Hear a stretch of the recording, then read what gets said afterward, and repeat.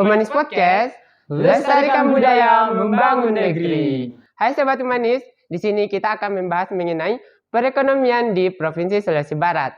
Nah, di sini kita kedatangan narasumber, yaitu Bapak Dr. Wahyu Maulid Adha, SEMM, selaku pakar ekonomi di Provinsi Sulawesi Barat, sebagai lokal expert dari Kementerian Keuangan di Provinsi Sulawesi Barat.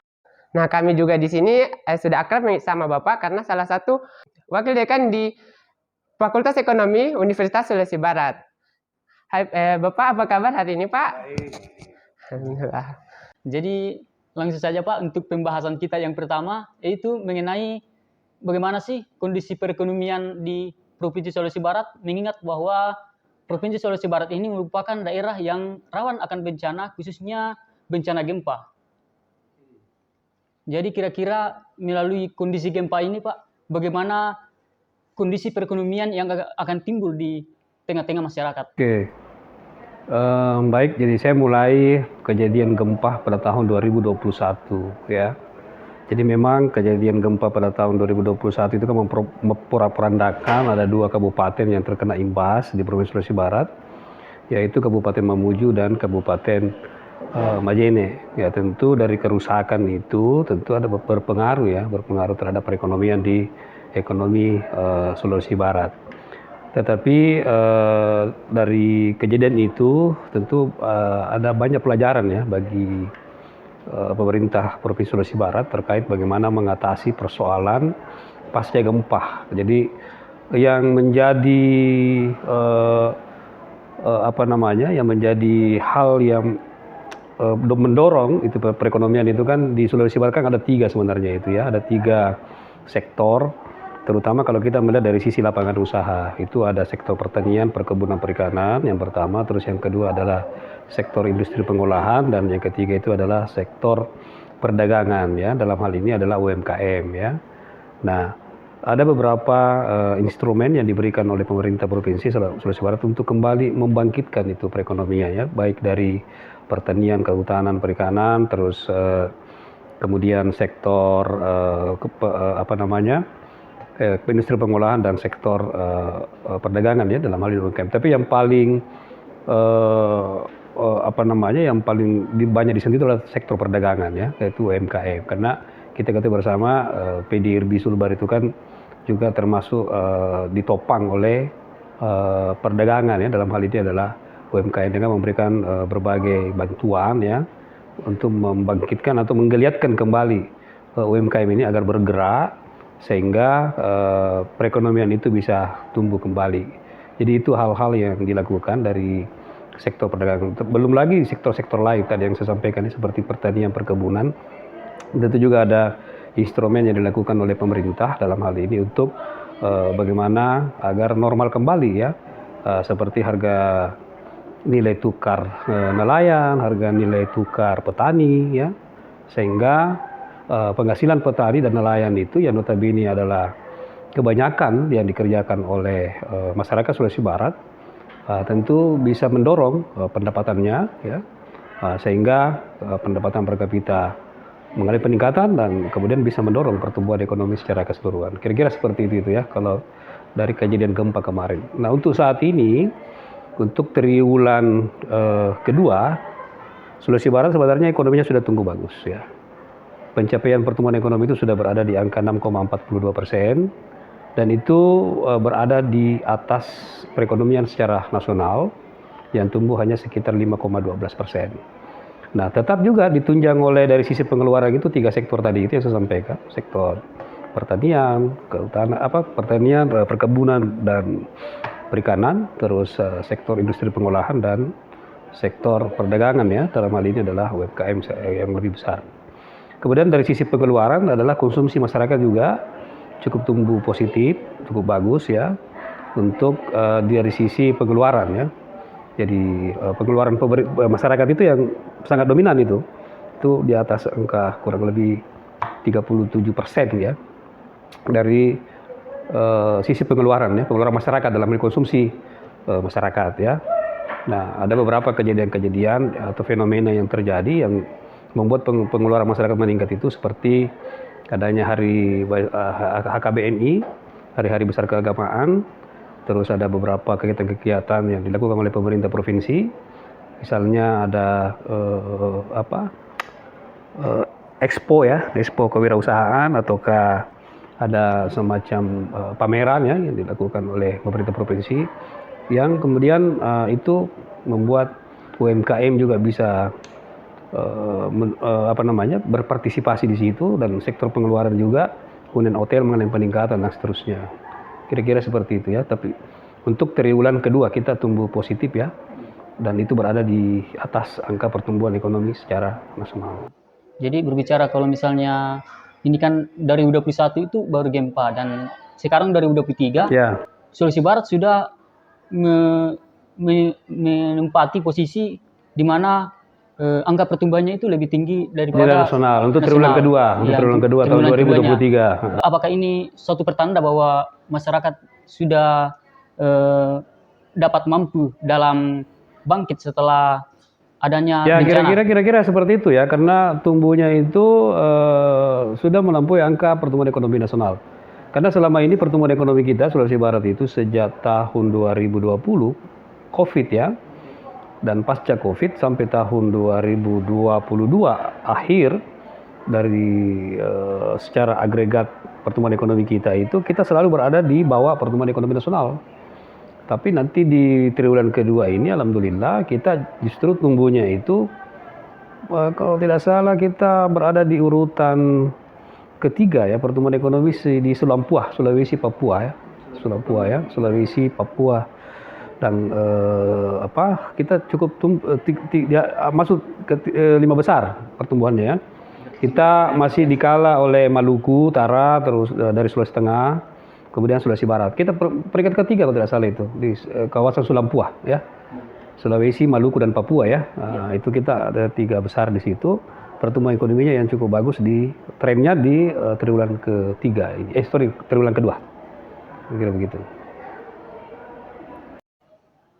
Nah, jadi kalau misalnya melihat kondisi Provinsi Sulawesi Barat saat ini, Pak, apakah kedepannya ini masih akan bisa bertumbuh?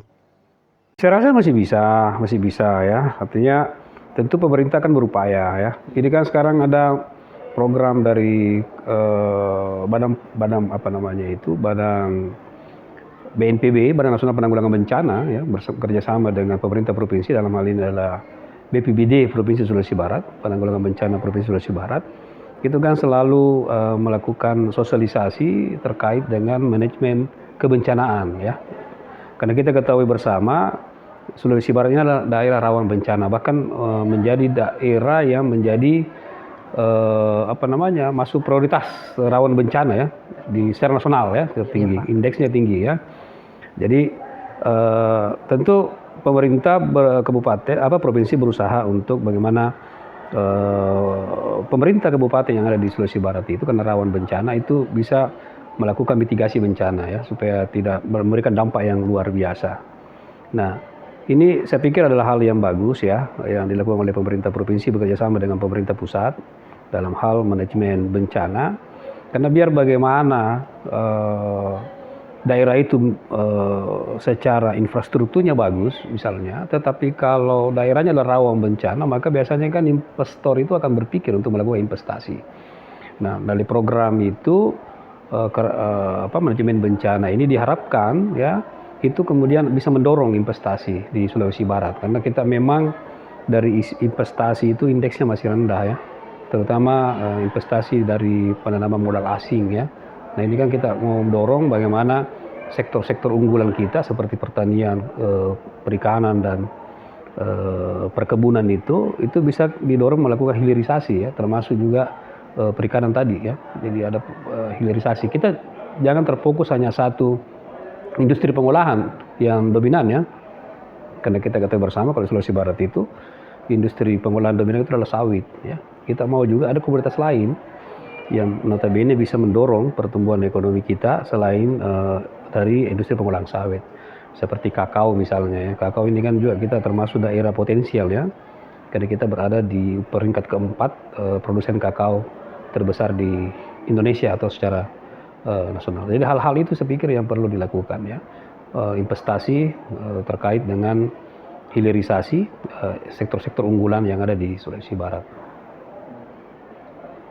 Jadi kalau menurut pandangan Bapak tadi kan sudah dijelaskan bahwa Sulawesi Barat ini merupakan daerah yang memiliki indeks risiko bencana yang tinggi. Nah, jadi bagaimana pandangan Bapak seberapa penting sih pemulihan perekonomian setelah pasca bencana itu? Yes, itu tentu sangat penting ya, karena kita tidak boleh terjebak dalam trauma bencana itu ya. Tentu kita harus melakukan pemulihan di tengah-tengah kehidupan masyarakat ya, termasuk juga bagaimana menstabilkan kembali UMKM kita itu bisa bangkit ya. Karena UMKM ini kan adalah sektor yang juga memberikan kontribusi terhadap pertumbuhan ekonomi dari sisi lapangan usaha. Nah, saya pikir kalau ini didorong, diberikan tools, instrumen yang bisa membuat UMKM kita itu bangkit, ya saya pikir pertumbuhan ekonomi kita itu mungkin lebih baik lagi di masa-masa yang akan datang. Dan kita harus tinggalkan traumatik kita terhadap bencana itu, ya.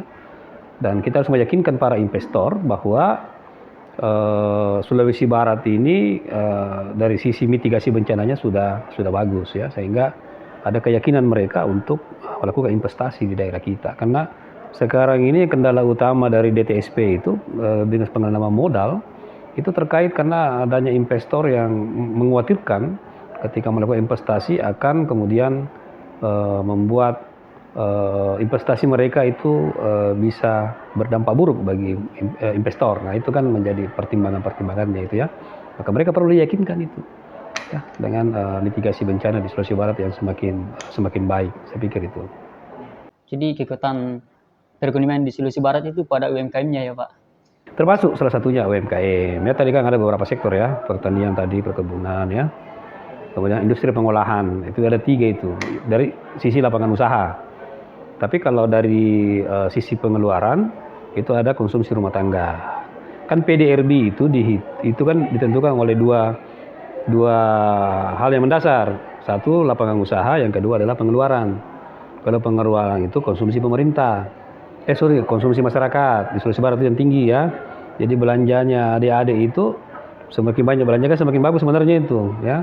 Kita di Sulawesi Barat, nah itu termasuk yang mendorong itu belanja masyarakat itu ya, pengeluaran ya, kemudian belanja pemerintah ya, ada gaji 13, ada THR apa segala macam itu kan itu yang mendorong itu ya. Kemudian pembentukan modal ya, modal pemerintah ya, membangun infrastruktur dan sebagainya itu kan semua yang memberikan kontribusi itu dari sisi pengeluaran gitu.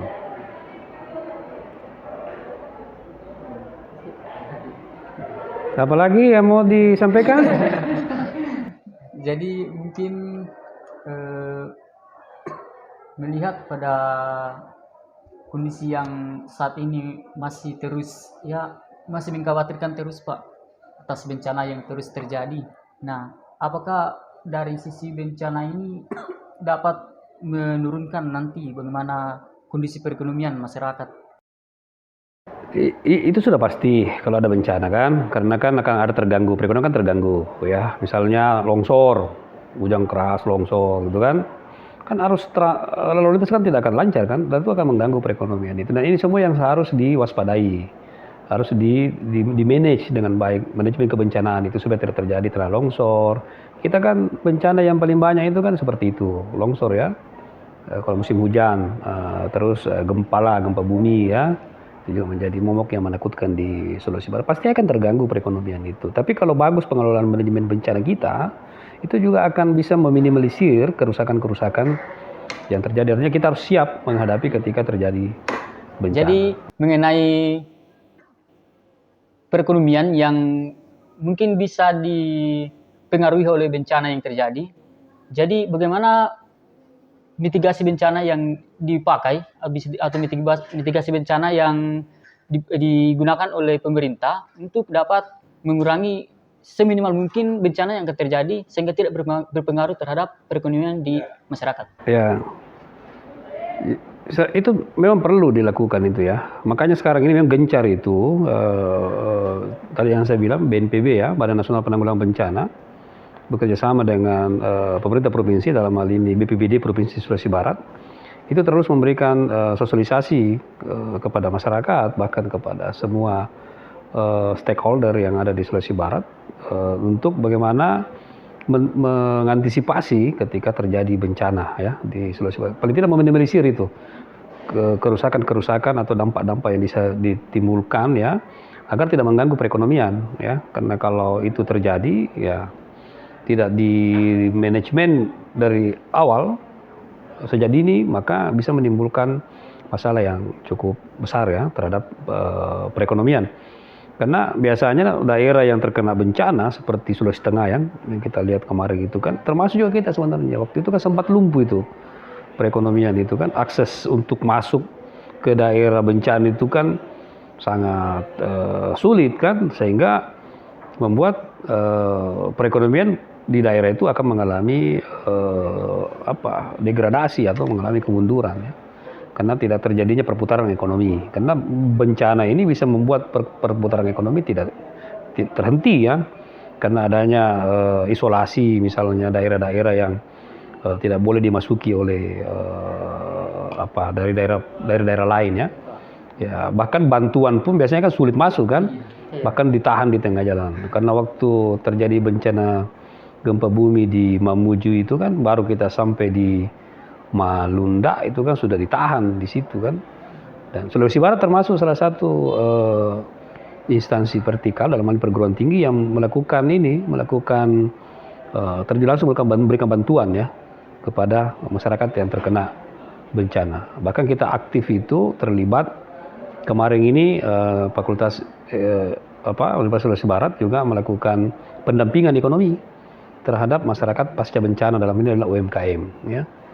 Kebetulan saya adalah ketua timnya yang turun langsung ke UMKM kita yang terdampak bencana, dan kita identifikasi dan memberikan bantuan oleh BNPB pada saat itu. Itu adalah salah satu cara yang dilakukan oleh pemerintah dalam hal bagaimana memulihkan kembali perekonomian ya, dan memberikan bantuan stimulan kepada korban-korban bencana ya di Kabupaten Mamuju maupun di Kabupaten Majene ya, yang kemarin terkena dampak gempa bumi tahun 2021 itu.